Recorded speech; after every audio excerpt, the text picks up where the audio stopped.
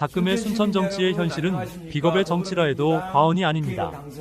다가오는 2026 지방선거를 겨냥해 출마가 예상되거나 자리를 지키려는 이들의 주변에 슬그머니 선거를 앞둔 시점에 등장하는 무리들이 있는데 다소 비하스런 표현이지만 바람잡이, 즉 모사꾼을 빼놓을 수 없을 것 같습니다.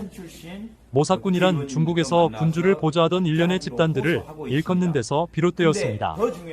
군사 및 행정 등 여러 분야에서 군주에게 자문하는 역할을 했습니다. 직접 전쟁에 나가 전략을 수행하는 사령관과는 성격이 다릅니다. 일찍이 조선 500년을 통해 국정을 어지럽힌 최악의 모사꾼 하면 유자광이 첫손에 꼽힙니다.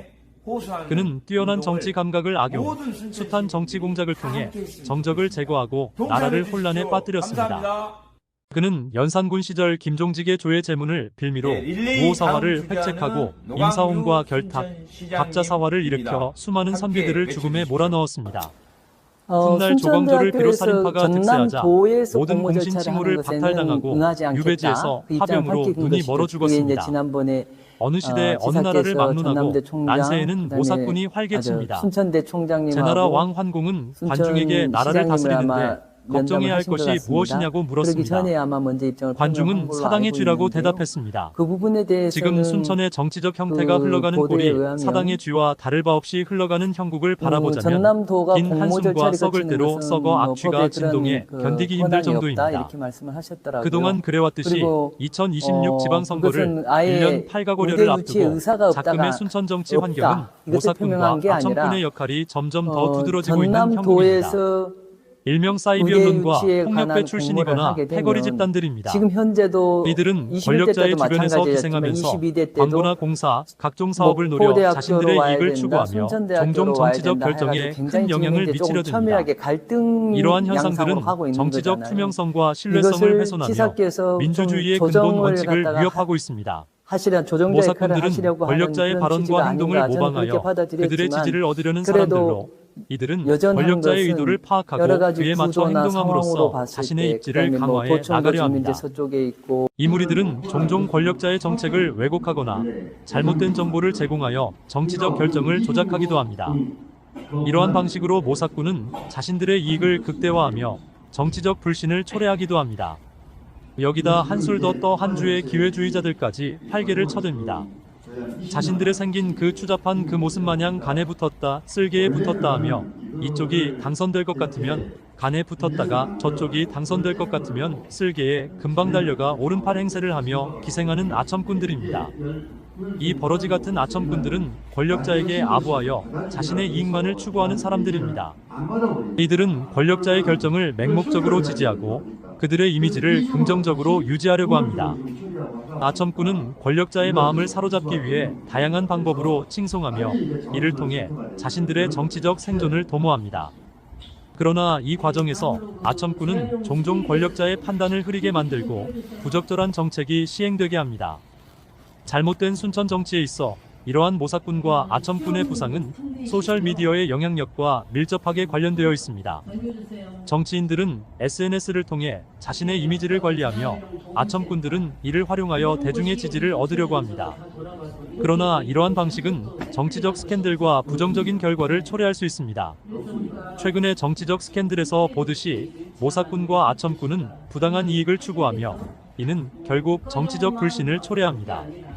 정치의 투명성과 신뢰성을 높이기 위해서는 이러한 모사와 아첨의 문화를 극복해야 합니다. 정치인들은 자신의 행동과 발언에 책임을 지고 대중의 신뢰를 회복하기 위해 노력해야 합니다. 또한 대중은 정치적 정보에 대해 비판적 사고를 유지하고 권력자의 주변 인물들의 영향을 주의 깊게 살펴봐야 합니다. 결국 모사꾼과 아첨꾼의 부상은 현대 정치의 암묵적 약세를 반영하며 이를 극복하기 위한 노력이 필요합니다. 정치의 투명성과 신뢰성을 회복하기 위해서는 순천 시민 지혜를 한데 모아 모두가 함께 노력하고 극복해 나가야 합니다. 일부 정치인들의 경우 그들의 인성을 살펴보자면 마치 짓다 만집 같은 인격체를 가진 자들이 종종 있습니다. 그건 건축 자재가 부족한 탓에 현관은 화려하지만 거실은 헛간같이 방치해두고 있는 것과 같습니다. 외양에만 치중하기 때문입니다. 그런 부류의 순천을 이끌어가서는 절대 안 되는 일입니다. 깊은 생각이 우선되지 않은 말은 수원이 없는 곳에서 흘러나온 물처럼 이내 고갈되고 맙니다. 순천시 미래의 100년을 계획해야 할 사람들이 코 앞만 보고 있으니 걱정이 이만저만이 아닙니다. 요즘 돌아가는 순천의 정치판 바라보자면 우리는 없고 끼리만 난무합니다. 시민과 순천은 안중에 없고 욕심에 점철된 파당만 존재하고 그들이 흘린 떡고물만 주워 처먹는 기생충들만 가득합니다. 정치가 그렇고 언론이 그렇고 심지어 마지막 보루인 시민단체들도 그렇습니다. 공무원, 의원, 기자, 시민단체가 합심하면 시민들이 서야 할 자리는 없습니다. 사람의 탈을 쓴 그들은 그러면서 말끝마다 국민을 외치고 시민을 외치고 민생을 이야기하는 등 호들갑을 떠들어댑니다.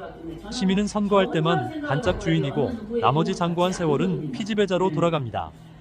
기득권을 내려놓는다고 하면서 철옹성같이 자기 것을 움켜쥐려 합니다.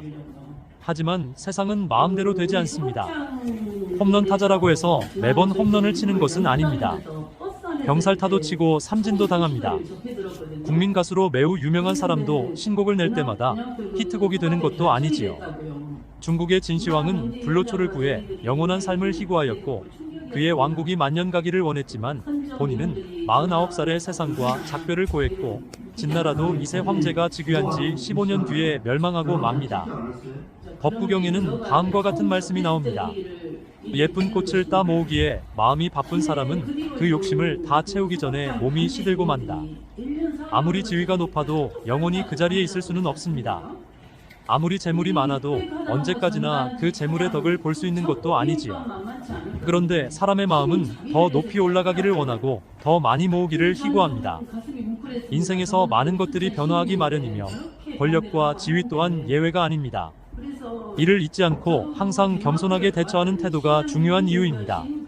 시사초점 TV 김근철입니다.